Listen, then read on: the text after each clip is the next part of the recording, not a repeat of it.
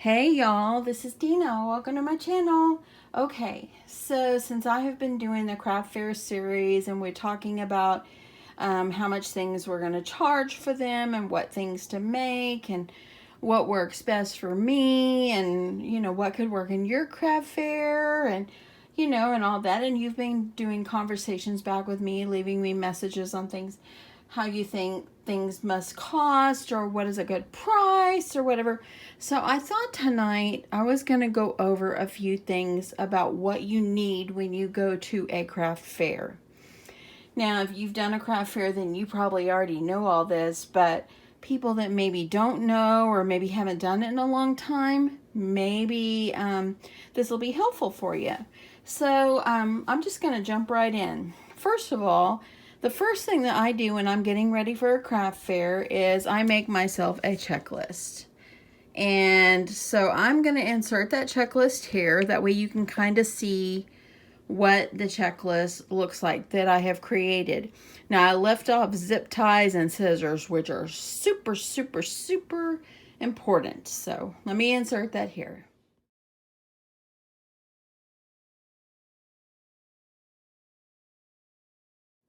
Okay, so you saw the list that I've inserted, and I did, like I said, I left off zip ties and scissors. Scissors, and look, I have scissors on this list right here, and I didn't even spell them right. Okay. Okay, so important things for you to have at your craft fair, and you need to break it down. It helps me to break it down of things that I need. So, of course, first of all, you're going to need tables. I usually have 3 tables, and all the craft fairs I have done, they have been outside. And so I live in Texas, and one year, let me just tell you this really fast. One year I did it on the July 4th week. I will never do it again. I got there at 7 o'clock, me and my husband, and we're setting everything up. And by 7:15, I'm pouring sweat, and I didn't quit sweating until I left. So I vowed I will never do an outside one in Texas around 4th of July again. It was just so uncomfortable. And you know what? That time, people really weren't buying. I only made like a couple $100 that day. The lady in the booth next to me had some beautiful items, and her stuff didn't even sell. And I really think it's because people didn't come out because it was too hot. So I vowed I will never do that again. So I'll make sure I do them in spring, fall, or right before Christmas. And that the Christmas one is huge. It's huge. So I really enjoyed that one. That's the last one that I did. Okay, so things that you're going to need in for your craft fair is tables, and I always bring 3, and I usually set mine up like in a U shape. A lot of people set them up where they can sit up inside of the table area, but I set mine up where it looks like a U. They walk in and they can look at everything in my table, my tables. And so really good tables is good. Some good folding tables. Chairs. Now let me just tell you, the lady that was in the booth next to me this past December 2nd when I did my last craft fair, poor lady, I felt so bad for her. She was there by herself. She was probably in her upper 50s, and you could tell she had a little bit of health issues. So it was really hard for her. My heart just went out to her. It was really hard because she told me, I forgot my chairs. Make sure you bring a couple of chairs. Chairs are really important. Like in the end, the sweet lady, she had called her son, and he ended up coming, and brought her some chairs. So she didn't have to stand too long. She was too busy trying to fix her booth anyway, but she was by herself. And so chairs are really important. Okay, you're going to need, if you do an outside one, you're going to need a canopy. And I did one before where I sold tutus and bows, and I had a back on my canopy. So I had put a back on my canopy twice, and the last time that I used the back on it, it worked out really well. Kind of shielded the sun so it's not so hot. Mostly being in Texas, it's hot here. But having the back on it. Now, the one I did in December, I had a primo spot, let me just tell you, for my craft fair. And I had told the lady, please give me a spot for my booth where there's not going to be anybody behind me, because every time we've had something, we're back to back with people and you can't even move. So I was so lucky that she accommodated my request, and I was able to get a great booth, which there was some inside spaces and some outside spaces. I chose the outside because of course it was cheaper. And literally I had the outside space that was right next to where the people that were coming from the inside came out to. So I did so good that day. It was a wonderful spot, and I'm going to beg, borrow, and plead again this year so I can get a great spot. So anyway, now tie downs for your canopy. Make sure you don't forget tie downs. Let me just quickly show you this year what I brought. Oh, this is kind of heavy. Okay, let me move this over a little bit, y'all. If I can get this over here, it's called Quick Shade. And these things, let me take one out. These things are like this. They're weights. We bought them at Academy, so try your sporting goods store. And these are to put on the bottom canopy poles, the bottom of the canopy poles. Perfect, perfect, perfect. It was great. So you either need to make sure you have tie downs or make sure you have something like this. These are called Quick Shades, and it's the universal weight plate is what it says on there. I think we paid like $30 for them. It was not bad. It's a set of 4. So it was perfect, perfect, perfect.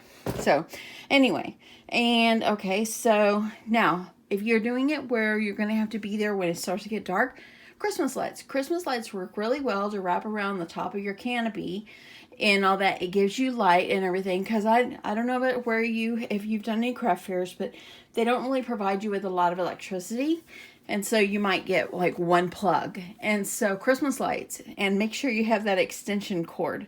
Christmas lights are beautiful, and they also give you great light for your booth at nighttime.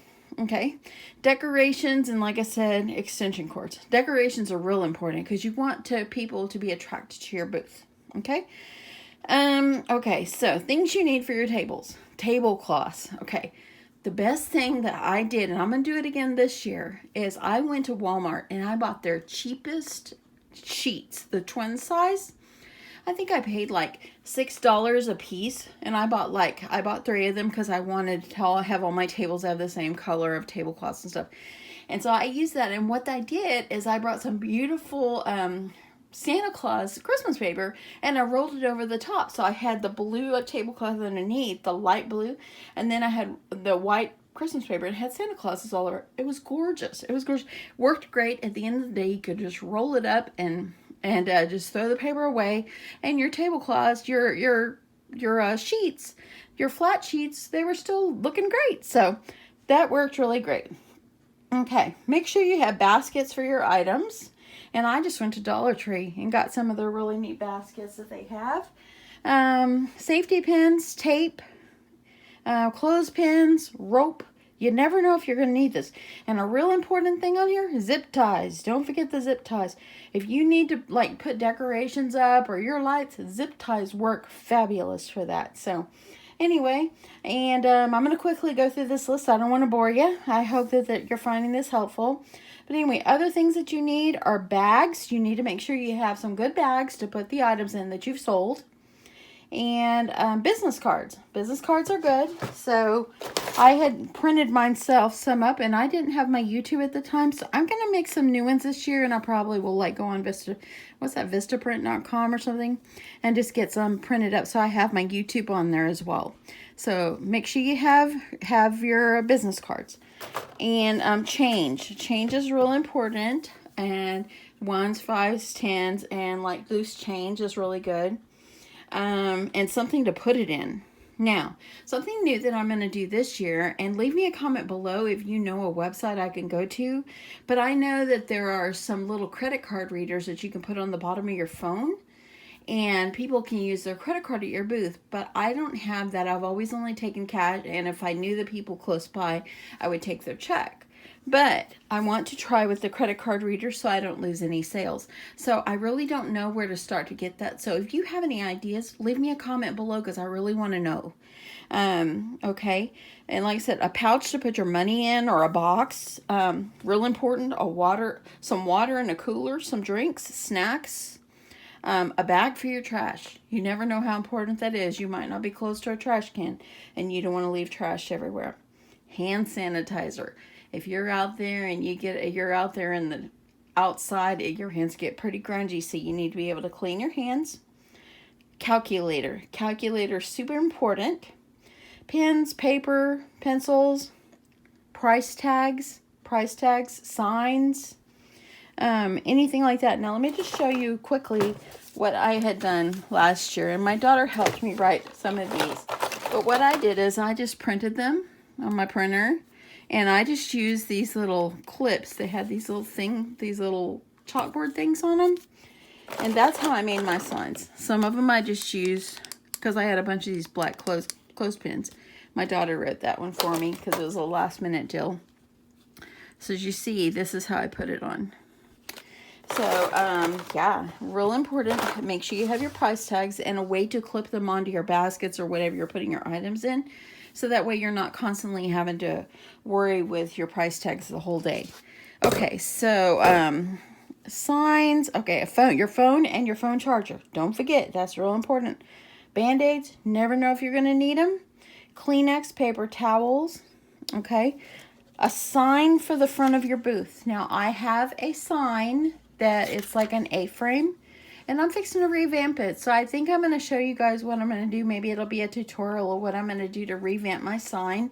My sign sits up about, it's probably about 2.5 to 3 feet tall. It's like an A-frame. It's got chalkboard on it.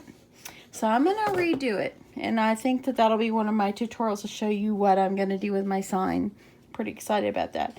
Okay, price list and list of items. Now, this is one that like from last year, and you can kind of see this right here. Like all the lists of items that I had in my booth and how many I had made and the prices I was selling for. That way, if I stepped away and my daughters or my husband minded my booth, then they knew the prices without having to go look out at the price tag. Okay, a good clipboard is good, and I always keep this in my bucket for my craft fairs. And I keep this for a name and email address, so if someone wants to reach out to me or whatever, I can take their name and email and I can reach out to them. Not everybody wants to give out their phone number, so that's why I do that. Anyway, jacket, sweater, anything like that. So anything else that you can think of, bring it, but you don't realize how much stuff you're going to need when you go out to your craft fair. Now, the day of your craft fair, I don't know about where you're at, but where I go, they always send me an email. Like, let's see, this one came about 2 weeks before my last craft fair. And it told me about when we could set up, what we can, everything, where the parking is and so forth like that. It was really helpful to get this. And then it had a sign or a map of where we were going to go. So like my booth, here was the inside place last year. And literally, yeah, I was like right here, literally right by the door. So actually, hold on.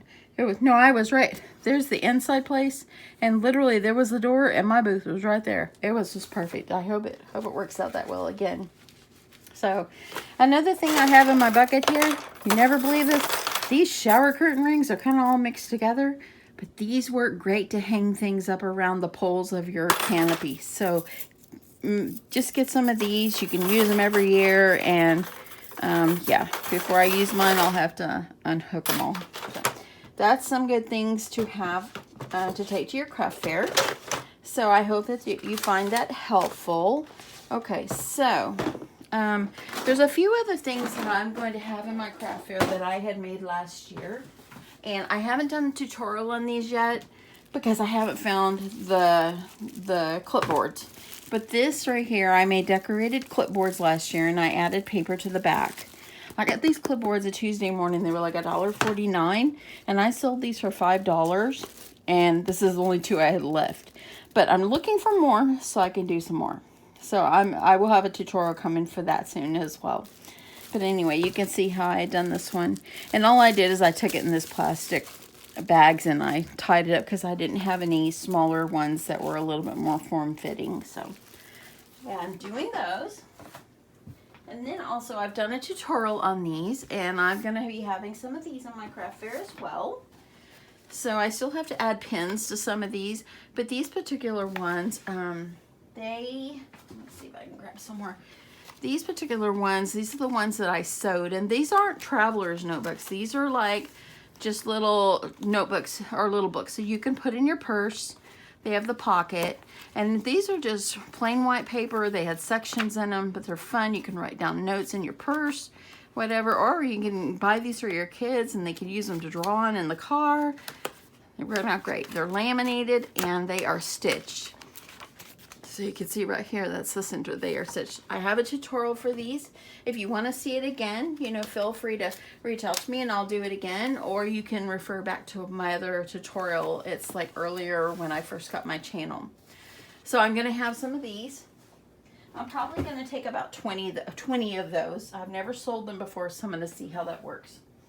Okay, so also, you can see this. I got a big old bin. So let me just show you quickly some things that I have in my bin that I am going to use. Oh, and first, one more thing, y'all. I hope I'm not losing you. You're sticking around. I actually put this on the front of my canopy, hung it off, and it reached all the way across my whole canopy.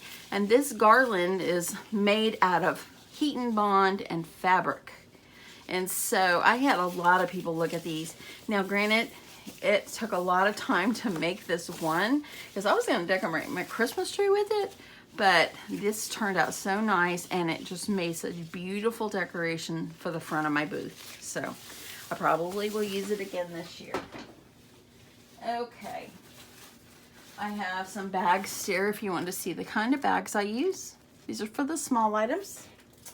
Okay, just a few other quick things that I'm going to have at my craft fair. Now, I had sold last year some of this, these fringe garlands, or you can call them fringe banners. So, it's been in my bin. I probably will do a few of those this year too. This is what I have left from last year. These are pencil cases that I actually made. How cute is that, y'all? And see, I had sewed these up and these sold quite well. So this is what I had left from last year. If y'all want to see a tutorial on this, I'll probably be doing one really soon. Leave me a comment below if you're interested in seeing a tutorial on how I made the pencil cases. I also have a few cosmetic bags left that I had made last year. So they've been in my bin, so I sold quite a few of these. Now these right here, I believe I sold them for $8 a piece. And these, I believe I did about the same, $8 a piece for them. Oh, I've got a few more. And let's see.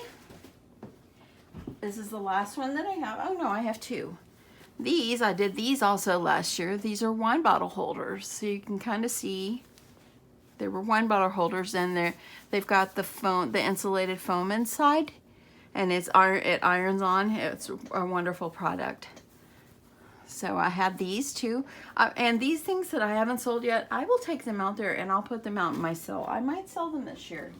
You know, I'm not just gonna keep them in my closet. So now I have made tote bags.